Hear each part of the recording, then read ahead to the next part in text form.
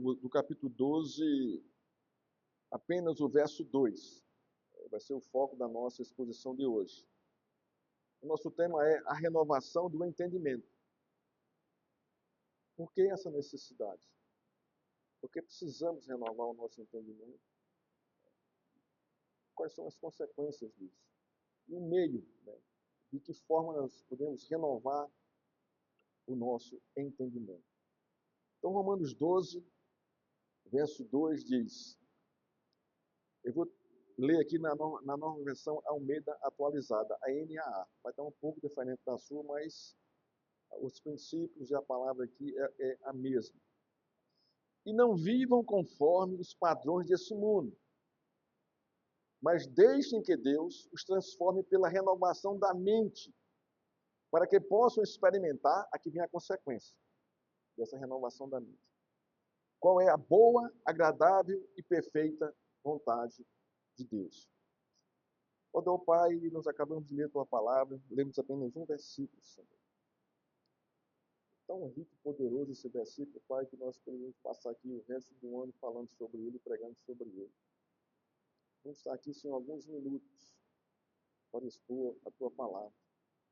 E o meu apelo ao Senhor é que o Senhor nos dê a graça de trazer a mensagem, Senhor, que alcance o coração dos meus irmãos e o meu também, e que eles entendam a Tua palavra. Rogamos ao Teu Espírito Santo que abra o nosso entendimento, Senhor, para nos alegrarmos com o Senhor, crescermos, amadurecermos. Rogamos a Cristo também, Senhor, que nós possamos entendê-lo e vê-lo nesse contexto aqui, glorificar o Seu nome. Abre o nosso entendimento, Pai. Abre o nosso coração para que venhamos a sair daqui, Senhor, renovados, a sair daqui exortados, consolados, disciplinados pela Tua palavra, Senhor. Assim te oramos em nome de Jesus. Amém. Irmãos, como de costume nas minhas exposições, eu vou trazer aqui uma introdução. Depois eu vou falar aqui do contexto do texto, é interessante, a gente tem que saber disso. E depois as lições que esse texto, né, nos ensina, né, ou nos levam a refletir sobre ele. Então vamos aqui, a princípio, a nossa introdução. Estamos vivendo a era pós-cristã, conforme os estudiosos afirmam. O mundo tornou-se um supermercado, um cassino, uma casa de shows com todas as opções existenciais possíveis e impossíveis. Posso escolher ser gay sem qualquer remorso, sem qualquer convicção de pecado em nossos dias. Posso escolher ser bissexual, sem qualquer remorso, sem qualquer convicção de pecado. Posso escolher ser uma lésbica, sem qualquer remorso, sem qualquer convicção de pecado, e a sociedade me aceita sem nenhum preconceito. Posso escolher ser um animal, sem qualquer sentimento de esquizofrenia existencial, como muitos hoje está acontecendo. Eu me sinto um cachorro, eu me sinto um leopardo, eu me sinto uma galinha. Estamos vivendo isso no mundo hoje.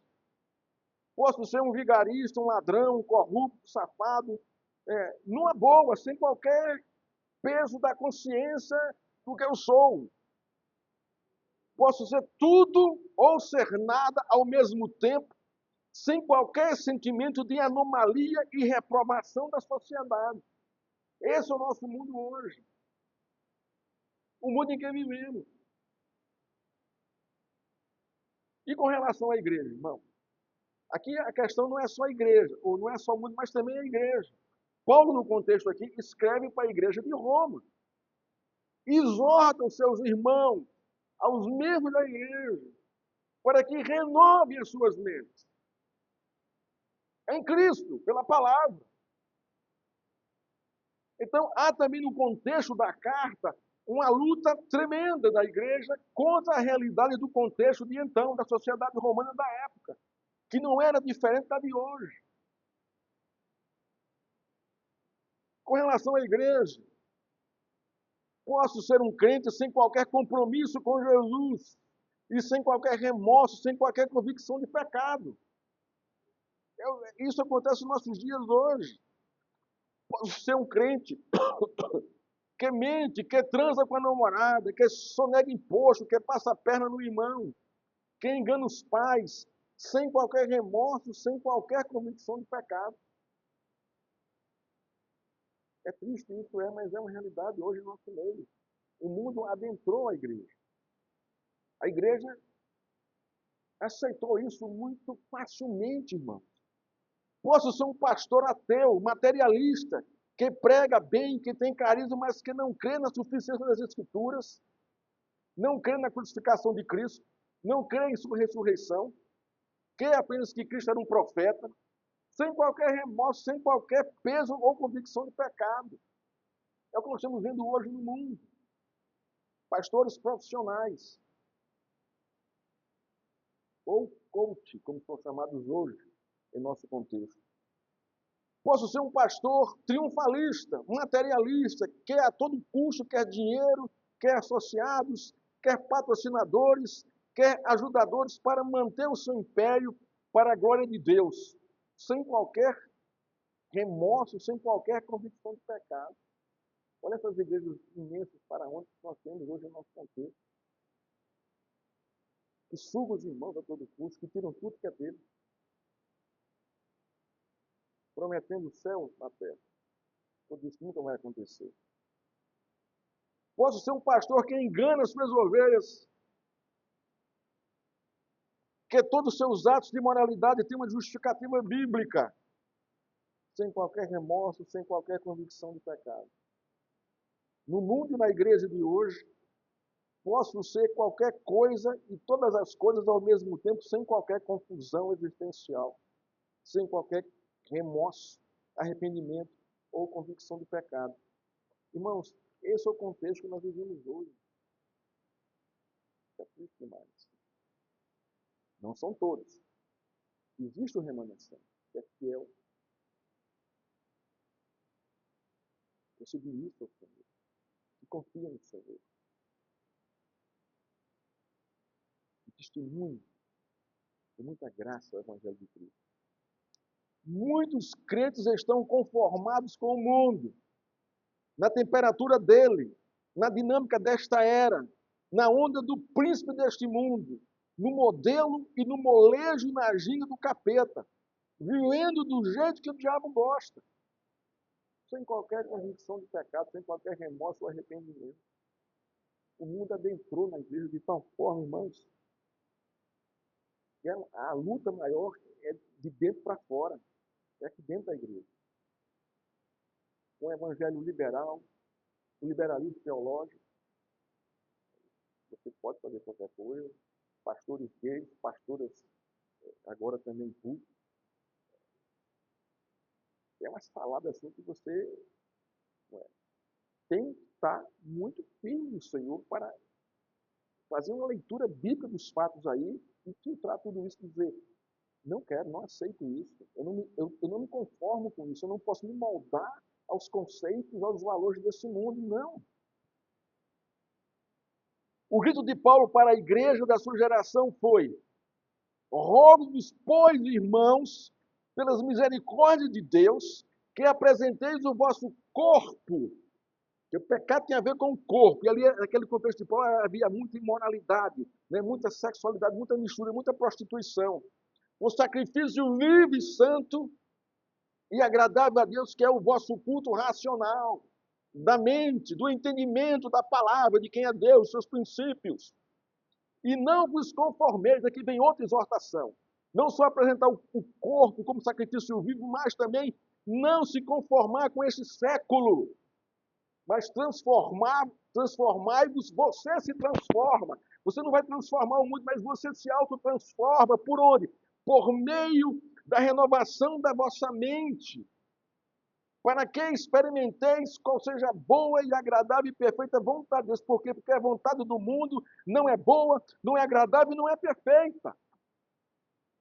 Por mais beleza, por mais luz, por mais purpurina que esteja, não é boa, não presta. Eu falo do mundo do pecado. Não será esse, irmãos, o mesmo apelo de Paulo para a igreja e os crentes da nossa geração? É, irmãos.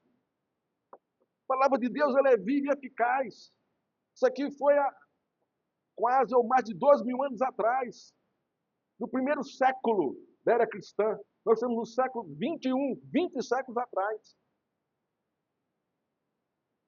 E o apelo de Paulo é o mesmo para mim e para você hoje. Não se conforme com este mundo. Não tome a forma dele. Não aceite os seus conceitos, os seus princípios, a sua moda, a sua onda.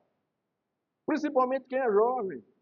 Que eu creio que tem uma luta muito maior do que a nossa, que já temos uma consciência formada a respeito de vários assuntos que nos concernem, que o mundo nos traz. Aí nós já temos uma posição pré-estabelecida com relação a muita coisa. Mas os jovens não têm informação.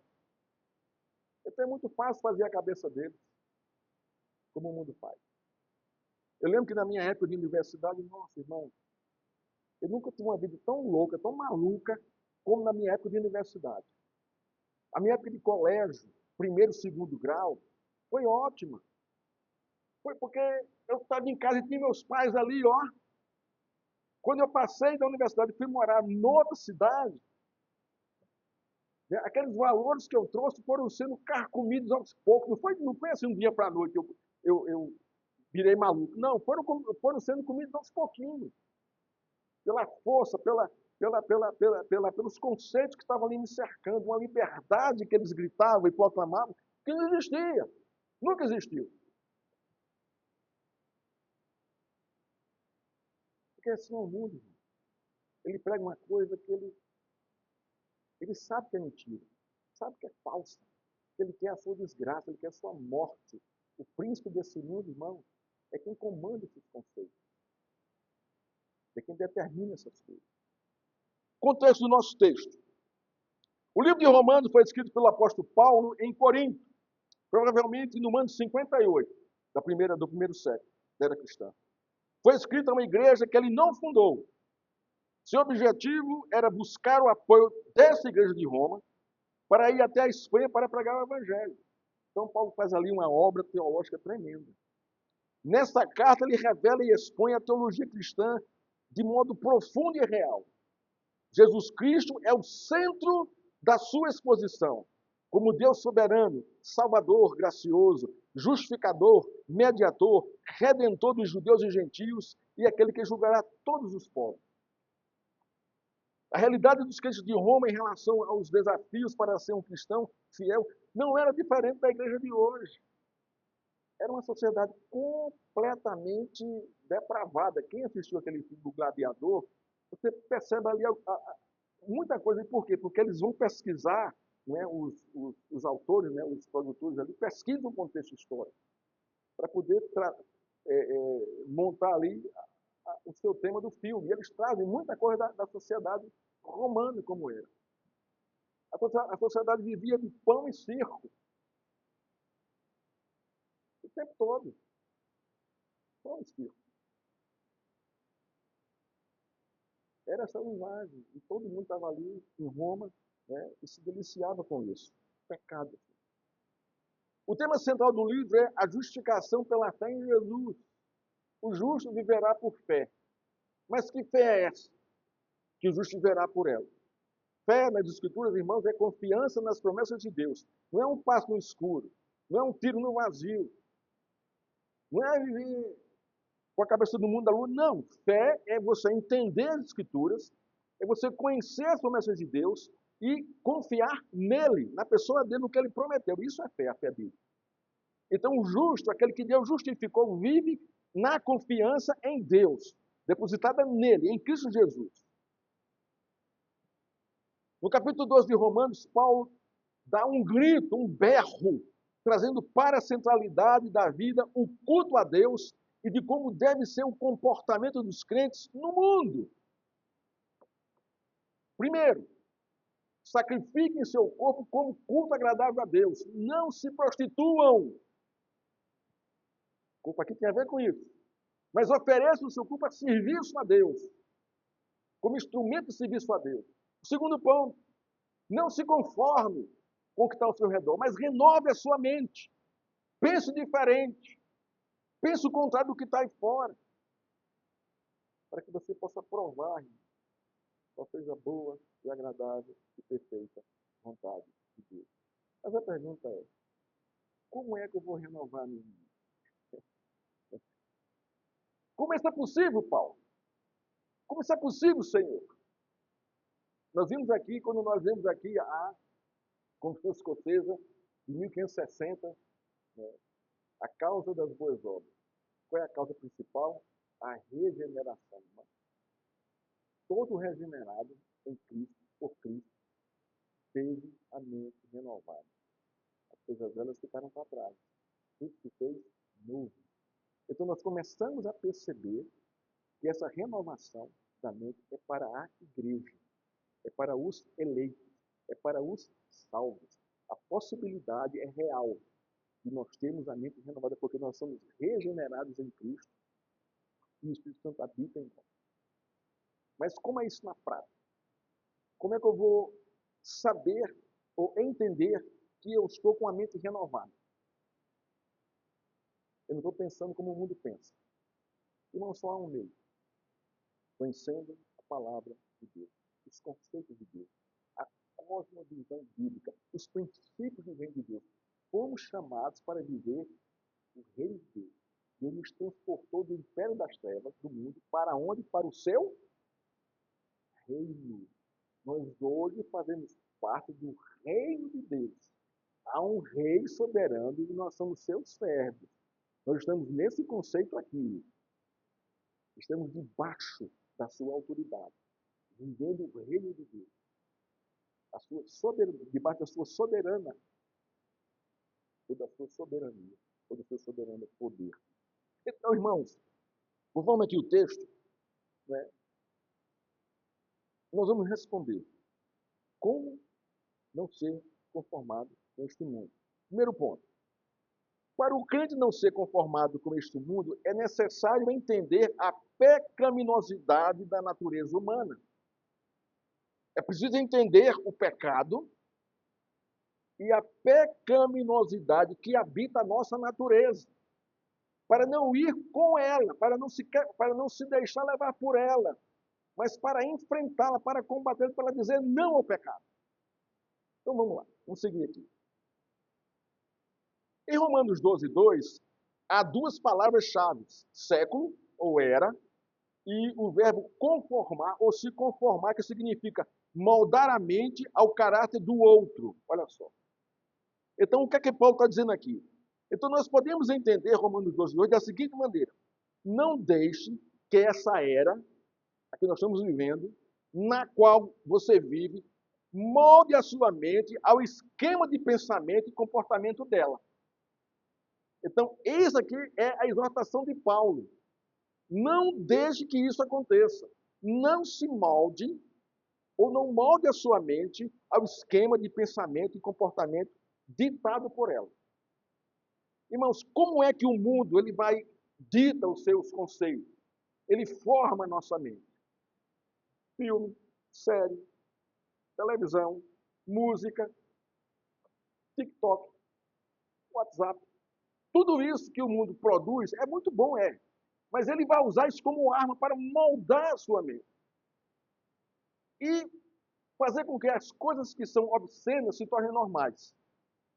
Para que o pecado se torne uma coisa normal na sua vida. E você vê aquilo ali rindo daqui a pouco. Você não tem mais nojo daquilo. Você começa a se familiarizar tanto com esse contexto que você acha normal o que está tudo ali. Exploração sexual, mentira, falcatrua, safadeza. E você começa a rir daquelas coisas. Piadas sem de baixo escalão. Você acha lindo aquilo. Fofoca, disse-me disso. Então ele está ali conformando a essa normalidade. E isso não é normal para o cristão. A gente devia rejeitar isso aí. De todas as formas. Isso é super seletivo naquilo que você busca ver, assistir, ouvir. A ideia é que o mundo tem a sua maneira de moldar seu pensar, exercendo poder para você se conformar a ele, muito sutilmente.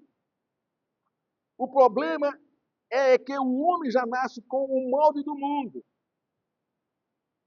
Por isso, pensar de modo contrário aos padrões do mundo só é possível se Jesus salvar, regenerar e justificar o pecador. Porque senão ele não vai pensar de outra forma.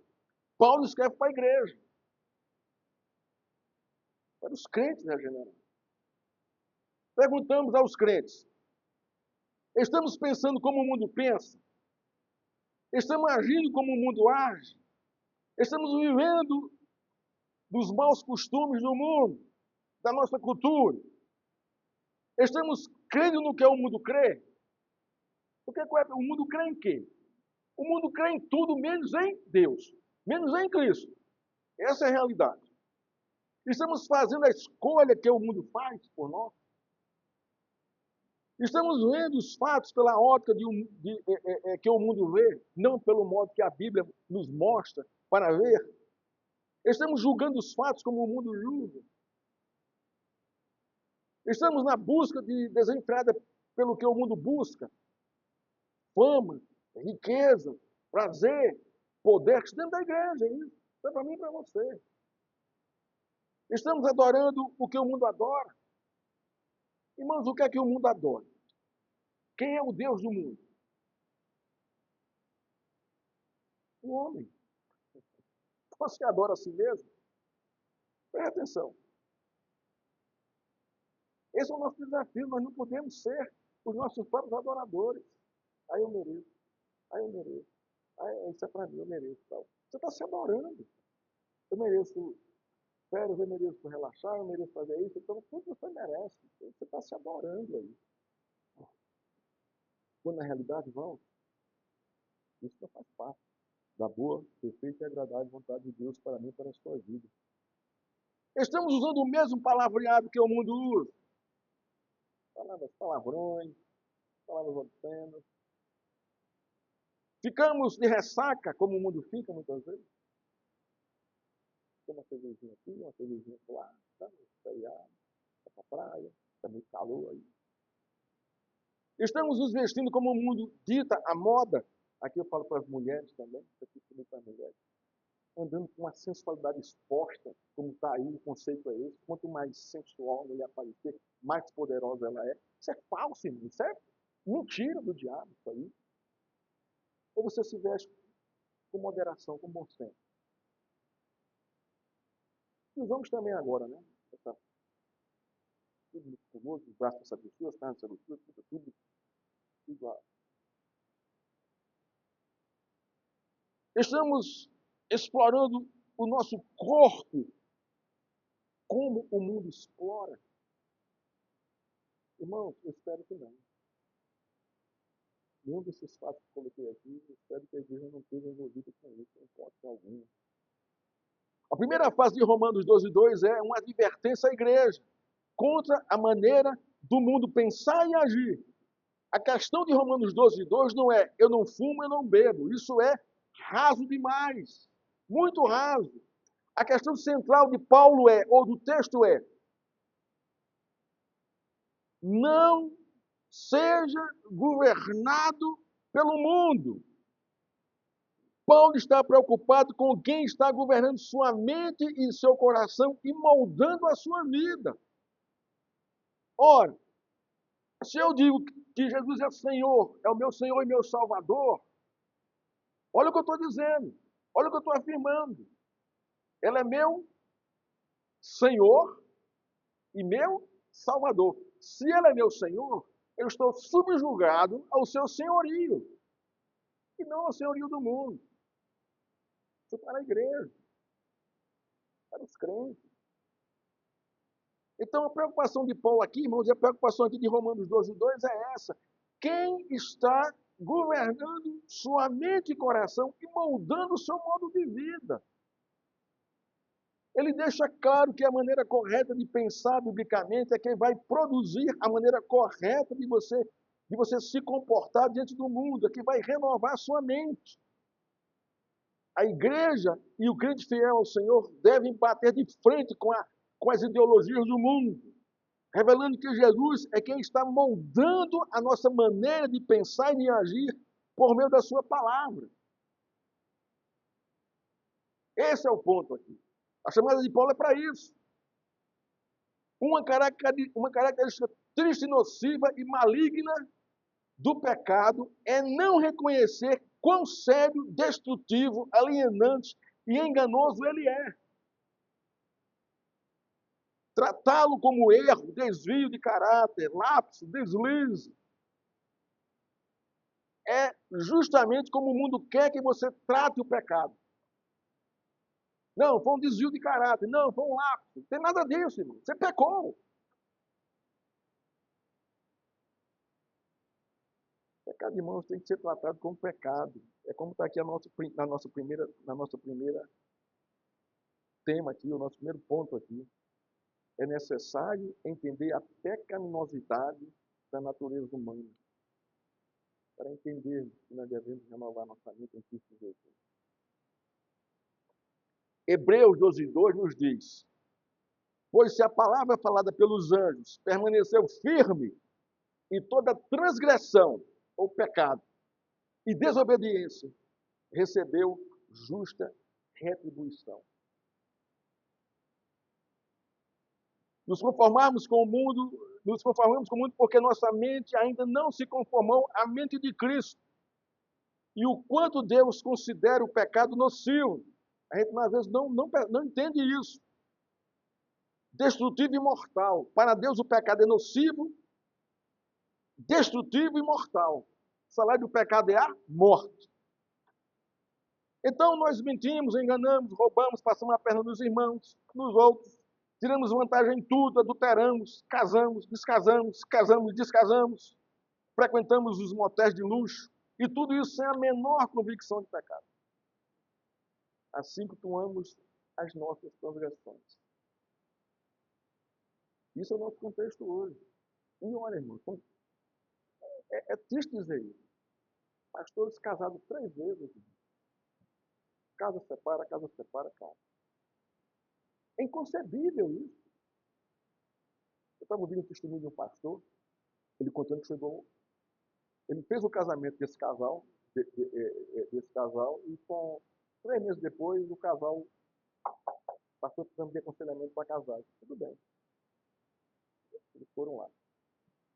Aí eles sentaram com o pastor, aí a esposa fez: pastor, não dá certo. Não deu certo. A gente quer se separar. 3 meses de casar. Aí o pastor perguntou: qual é o motivo? Incompatibilidade de gênero.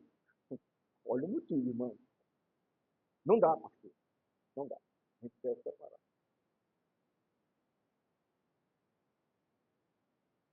O pastor fez: olha, vocês vão para casa, eu vou separar vocês não.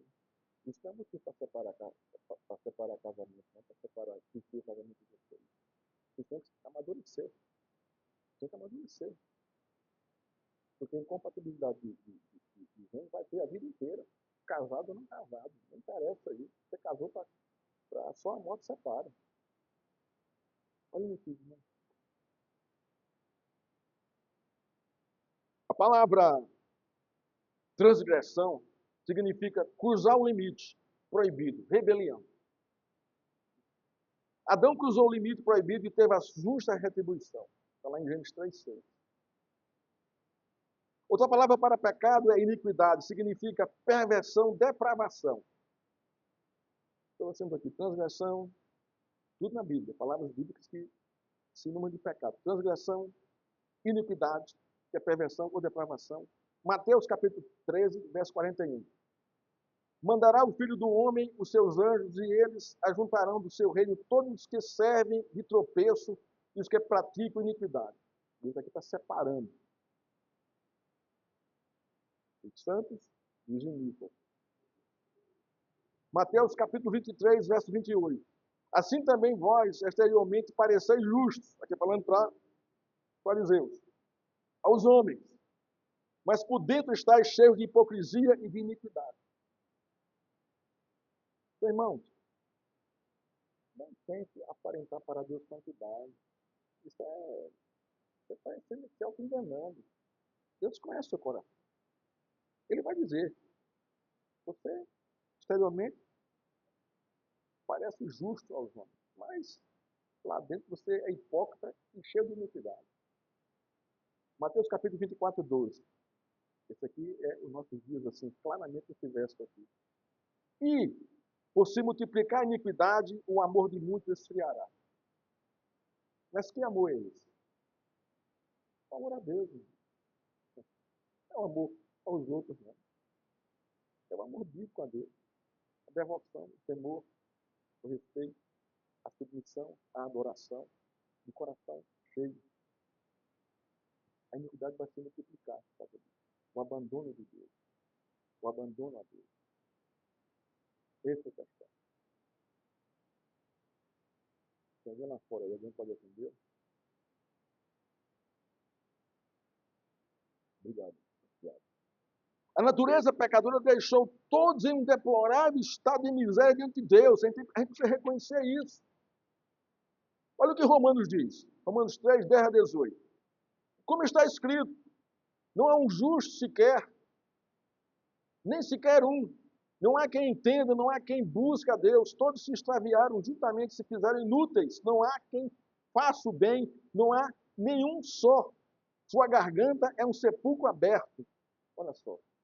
Com a sua língua tratam enganosamente. Peçonha de áspide está debaixo dos seus lábios. Vou falar aqui da língua de novo. Aqui. A sua boca está cheia de maldição e amargura. Os seus pés são ligeiros para derramar sangue. Nos seus caminhos há destruição e miséria. E não conhece o caminho da paz. Não há temor de Deus diante dos seus olhos. A nossa natureza. E Deus nos regenerou dessa natureza aqui, irmão. Para que nós renovemos a nossa mente para conhecê-lo. E conhecer a sua vontade boa, agradável e perfeita. Se estamos conformados com o mundo, estamos conformados com o seu pecado. Portanto, aí vem aqui a nossa aplicação. Não se conforme com o seu pecado. Confesse e abandone ao Senhor o seu pecado. Confesse, abandone e sirva ao Senhor.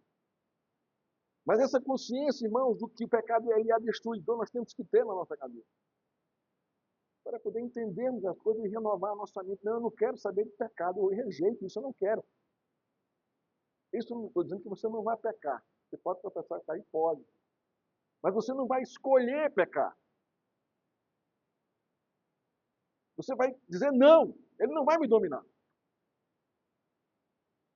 Segundo ponto. Para a igreja não se conformar com este mundo, é necessário entender a soberana graça de Deus. Agora aqui vem outro lado da moeda. Deus mostra um surpreendente favor a muitos. E é isso que a graça significa. O favor imerecido. Ele não tem obrigação de fazê-lo. Se ele fosse obrigado a ser gracioso, a graça não seria mais graça, mas uma obrigação. Mas ele não faz isso por obrigação, por prazer, por amor. Quando falamos da soberania da graça de Deus, devemos observar Efésios capítulo 1. Ali está, exposto ali a soberana graça de Deus. O capítulo 1 de Efésios aponta para a graça soberana de Deus. Somos salvos por causa desta soberana graça que nós recebemos imerecidamente. Paulo começa em Efésios 1 revelando a soberania de Deus e sua liberdade de ser e agir conforme ele quer. Em Efésios 1, 3 a 6, ele mostra o papel de Deus na eleição de pecadores. Graça, irmão. Graça. Diz assim o texto. Bendito seja o Deus e Pai de nosso Jesus Cristo, no qual nos abençoou com todas as bênçãos espirituais nas regiões celestiais em Cristo, como também nos elegeu nele, antes da fundação do mundo, para sermos santos e irrepreensíveis diante dele em amor. É isso que renova a nossa mente, ter esse entendimento. Ele nos elegeu em Cristo, com o propósito de sermos separados e irrepreensíveis diante dele em amor, para amá-lo. E vai mais além, e nos predestinou para sermos seus filhos de adoção. Por Jesus Cristo, segundo o beneplácito de sua vontade, segundo a boa vontade de sua vontade.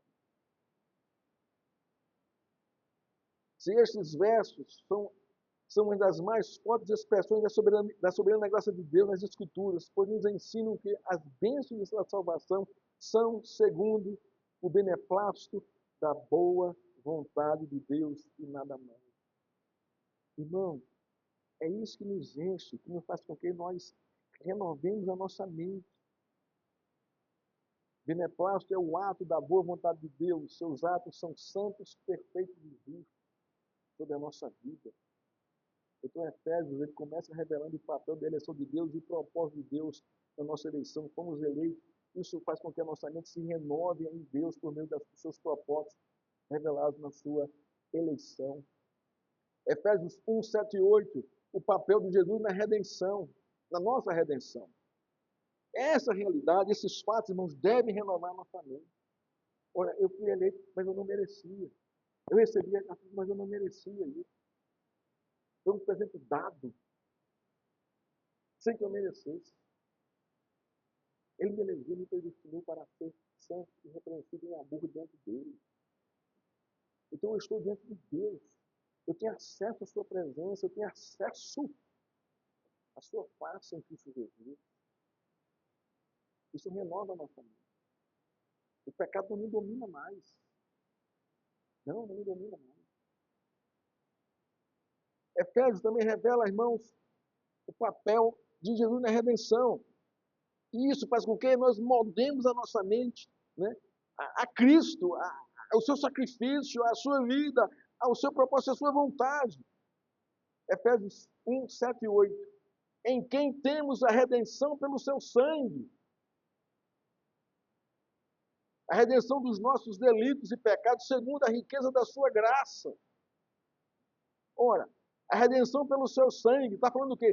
Do sangue de Cristo, da sua vida, da sua morte em nosso favor. Que ele fez abundar para conosco em toda sabedoria e prudência.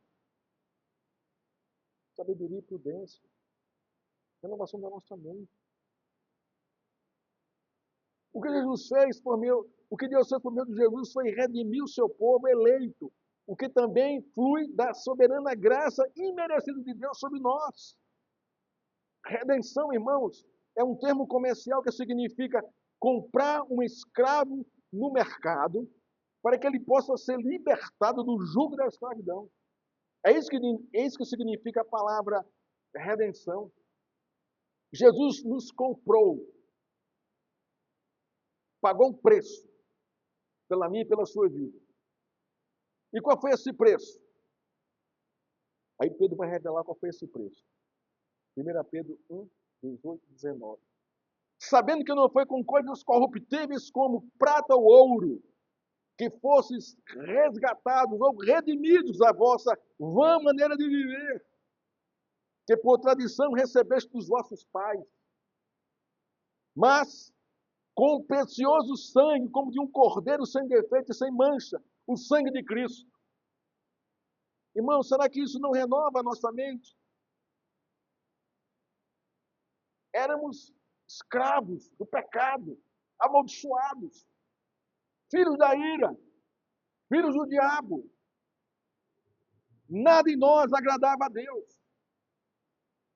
E Deus nos compra por meio do sangue do seu Filho. Um homem de Deus sem pecado, crucificado por mim e por você, sem que nós merecêssemos essa graça.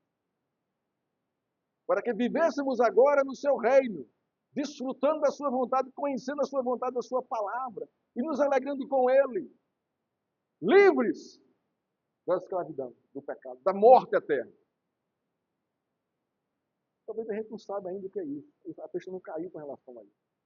Livres da morte eterna.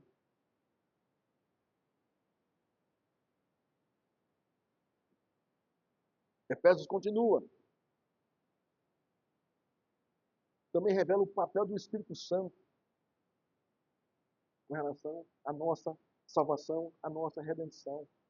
Efésios 1:13. No qual também vós, tendo ouvido a palavra da verdade, o evangelho da vossa salvação, e tendo nele também crido, fostes selados com o Espírito Santo da promessa. Irmãos, não existe tremenda graça que possa ser maior do que essa. Fomos selados com o Espírito da promessa. Que promessa? Promessa da redenção da vida eterna, do resgate, da libertação do pecado, de viver no reino de Deus. A palavra selo, irmãos, no verso se refere à marca de possessão. Selo é uma marca de posse. É o sinal que identifica que o selado tem um dono. Que identifica que o selado pertence a alguém. Revela a posse legal, né, de Deus sobre seus eleitos em Cristo. O diabo não mais toma posse de nós, porque fomos selados pelo Espírito Santo. Agora somos propriedade de Deus, exclusiva dele.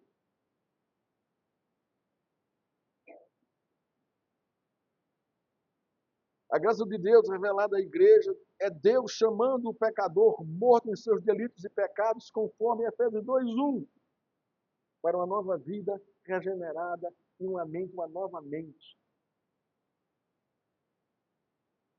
Ele vos deu vida, estando vós mortos nos vossos delitos e pecados. Isso é graça de Deus. Isso é graça de Deus.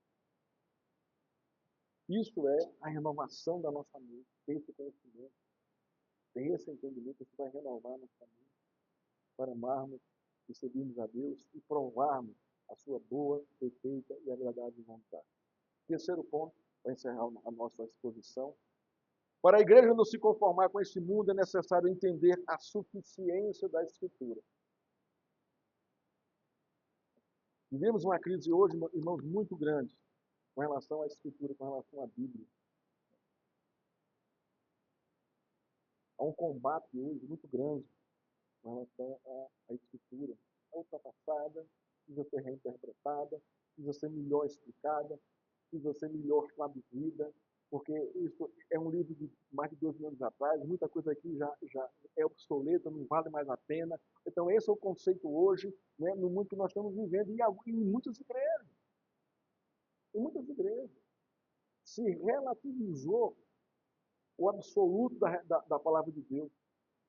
Ela tornou-se apenas, não, contém algumas coisas, mas ela tem falhas. Jesus não quis dizer isso, propriamente isso. Né? A gente pode interpretar assim. Então, eles querem trazer uma nova hermenêutica, uma nova exegese de hoje. Porque o mundo mudou. O mundo mudou, irmãos. Então, a gente não pode mais estar dando tanto crédito a esse livro. Porque houve uma evolução. Então, muita gente pensa dessa forma. E muito crente pensa dessa forma. Não está obsoleto. Aquilo que era pecado há 2 anos atrás, hoje não é mais. A gente ouve muitos por aí. Mas, irmão, a palavra de Deus é viva e eficaz. Jesus diz, passará os céus e a terra, mas as minhas palavras permanecerão. Eu acho até graça quando eu escuto esses críticos, né, esses liberais, falando dessa forma. Agora, isso de uma forma muito sutil. E eles usam versículos para poder defender a sua tese de que a Bíblia está ultrapassada e precisa ser reinterpretada de outra maneira, de outra forma, porque o contexto do mundo é outro. Irmãos, não Deus usa isso. Porque Jesus falou, passará os céus e a terra, as minhas palavras permanecerão. Olha, irmão, o que ele está dizendo? Que na eternidade que vai permanecer é a sua palavra, não vai mudar. Não vai mudar nada. É possível acreditar na Bíblia que ela é inerrante, que ela é a única regra de fé e prática, que ela é infalível e mesmo assim negá-la. Mesmo assim negá-la. Você crê, mas olha, eu creio, mas não é tão assim que eu creio, não. É possível acreditar na Bíblia e dizer que ela é o livro dos livros e mesmo assim repudiá-la. Da boca para fora, sabe? Apenas com conceitos, né? Você não tem aprofundamento da Escritura.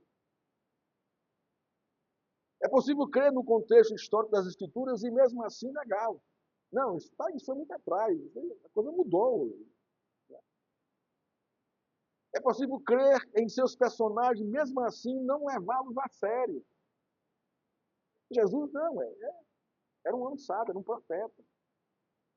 É Deus não, ele não era Deus. Não, um profeta, um sábio. Ressuscitou? Não, ninguém sabe onde está o corpo dele, não ressuscitou. Não. E vão carcomendo, vão destruindo a estrutura, né, do absoluto que é a palavra de Deus. Alguns pensam que ela não é mais suficiente para as tarefas de hoje, para ter a resposta para os desafios de nossos dias, das crises humanas. Mas a minha pergunta é: o humano mudou? A natureza humana mudou? Ou as crises humanas permanecem as mesmas? São as mesmas desde Adão e Eva até hoje, depois que eles pecaram. A existência humana traz há mais de 6.000 anos os mesmos conflitos, as mesmas crises, as mesmas indiciocrasias, as mesmas doenças da alma trazem por causa do pecado, irmão. O mundo pode ficar totalmente futurista, carros voando, sabe? Aquela coisa assim, toda como a gente vê em filme de ficção científica, mas a natureza humana é a mesma. E é isso que os filmes de ficção científica passam para os ouvintes. A tecnologia avança, mas a natureza humana anda para trás, com as mesmas crises existenciais, porque abandonam a Deus, relativizam o Senhor, não dão crédito a Ele, tripudiam dele, desmerecem o Senhor. Não há qualquer temor de Deus. E muitos crentes estão indo por esse caminho. Diz o seguinte: a Bíblia tem porções da voz de Deus, mas não é toda a palavra de Deus. Assim são os liberais. E muitos de nós que estão em nosso meio. A Bíblia foi escrita por homens e os homens erram ou escrevem o que lhe convém. Por isso, ela não é inerrante e não é suficiente, porque foi escrita por homens. E homens são falhos. Se você crê assim, eu lamento. Você precisa se converter. Precisa da graça do Senhor na sua vida. Se não crermos na suficiência da palavra de Deus para todas as circunstâncias da vida, estamos mortos em nossos delitos e pecados, continuamos lá presos, amarrados. Existem 3 passagens da Escritura que testificam a suficiência, inerrância, veracidade e aplicabilidade da palavra de Deus para os seus eleitos, e são as Escrituras a única fonte para o caráter de renovação da nossa mente. A primeira é o Salmo 19, 7 a 11. Olha o que o texto diz. A lei do Senhor é perfeita. Isso aqui já basta. Perfeito. Se é perfeito, não tem erro. Não tem duplicidade, não tem contradição. E refrigera a alma. Olha só. Ela é perfeita e refrigera a alma. O testemunho do Senhor é fiel. É perfeito. E dá sabedoria aos simples. Aqueles que creem e se submetem. Os preceitos do Senhor, que pode ser a lei, pode ser o seu estatuto, pode ser a sua palavra do Senhor, são retos. Não há desvio. E alegra o coração, olha só. O mandamento do Senhor é puro, ilumina a alma. Sempre há uma recompensa, não é recompensa, mas sempre há algo benéfico em crer no Senhor. O temor do Senhor é limpo e permanece para sempre. Os juízos do Senhor são verdadeiros e inteiramente justos. Mais desejáveis são do que o ouro, sim, do que muito ouro fino, mais doce do que o mel, do que o gotejar dos favos. Também por eles o teu servo é advertido, e em nos guardar a grande recompensa. A palavra do Senhor, ela é perfeita, ela é fiel, ela é reta, ela é pura, ela é limpa, permanece para sempre. Então, ela é inteiramente justa. Não há erro, não há contradição. Esta é a revelação de Deus nas Escrituras. É a completa suficiência da palavra de Deus. Ela é a fonte real e viva para o fiel em Cristo renovar a sua mente. A segunda está em Mateus 4, Mateus capítulo 4, versos 4, 7 e 10. Aqui no diálogo de Jesus com o diabo. Mas Jesus lhe respondeu, está escrito, não só de pão viverá o homem, mas de toda palavra que sai da boca de Deus. A palavra é alimento, fortalece. Verso 7. Replicou-lhe Jesus, também está escrito, não tentarás o Senhor teu Deus. A palavra de Deus nos orienta a isso, a não tentar a Deus. Verso 10. Então ordenou-lhe Jesus, vai, Satanás, porque está escrito, ao Senhor seu Deus adorarás e só a ele servirás. Jesus não pediu ao Pai sinais, anjos para o livrarem do diabo. Ele não fez isso. Jesus não pediu ao Pai socorro desesperado porque não sabia o que fazer diante do diabo. Ele não fez isso.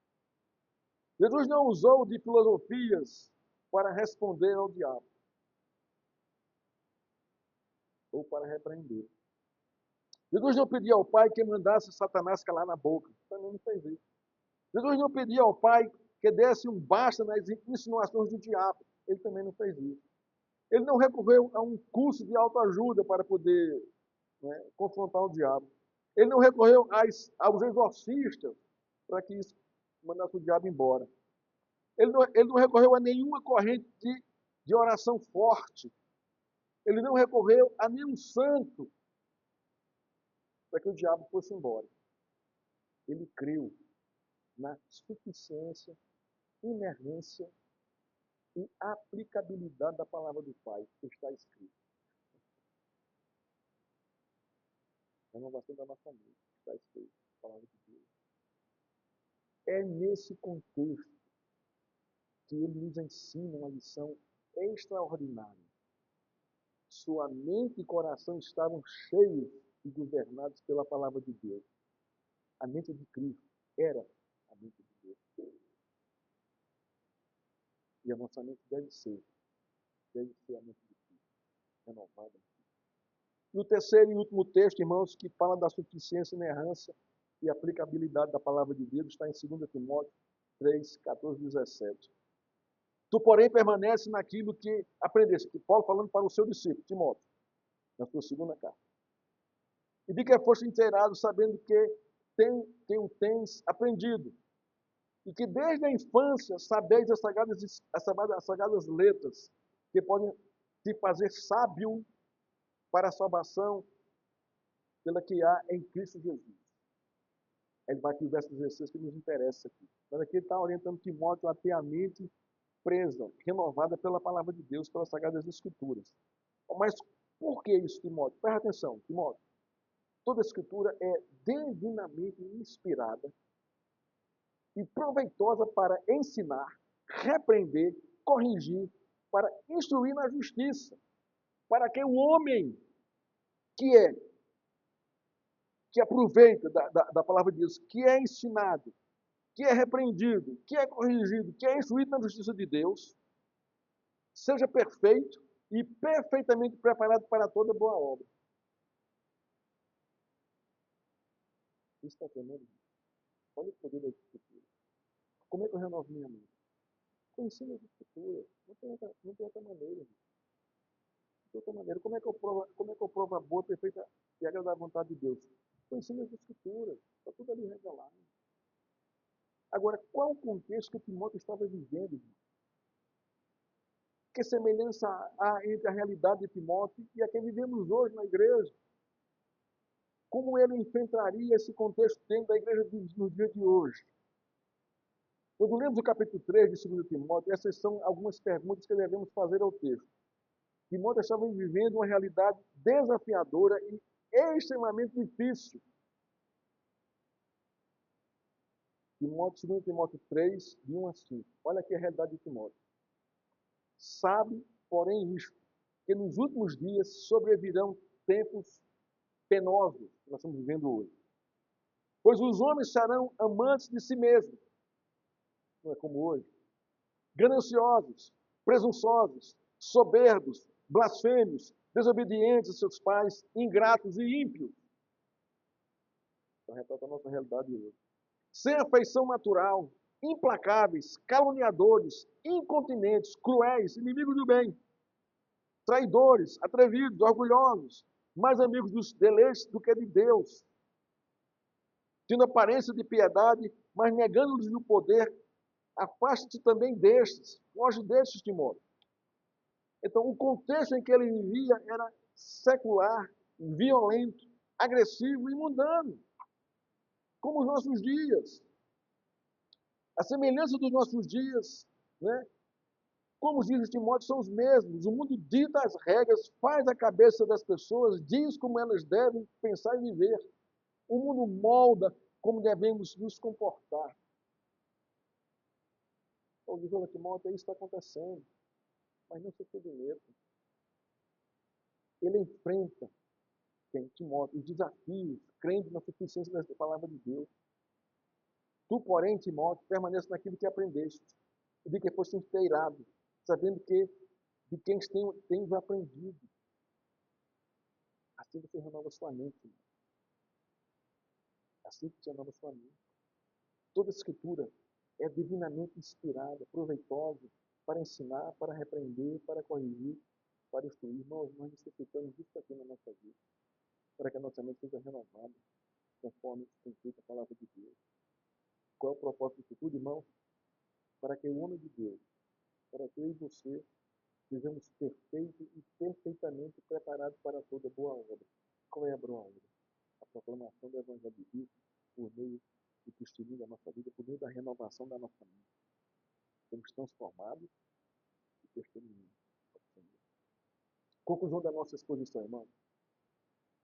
Meu desejo é que esta igreja seja referencial para Belo Horizonte, para Minas Gerais, para a região sudeste, para o Brasil e para o mundo. Nós aqui. A minha oração. É um dia de... É um tempo de desafio para mim e para você. Desafio de permanecer fiel às Sagradas Escrituras, zelando pela sã doutrina e submisso às ordens do Mestre, de nosso Senhor. É tempo de ser diferente. E só ser diferente quando a mente do Senhor domina por completo a nossa mente. Para isso é necessário ouvir a palavra de Deus pregada, ensinada, com temor, com zelo, com reverência e crendo nela. Que Deus e mundo nos abençoe com sua igreja e que sejamos inflamados por sua graça para seguirmos adiante no desafio de pregar o Evangelho no mundo e a toda criatura. Que Deus nos ajude, irmãos, a renovar a nossa mente. Deus nos abençoe.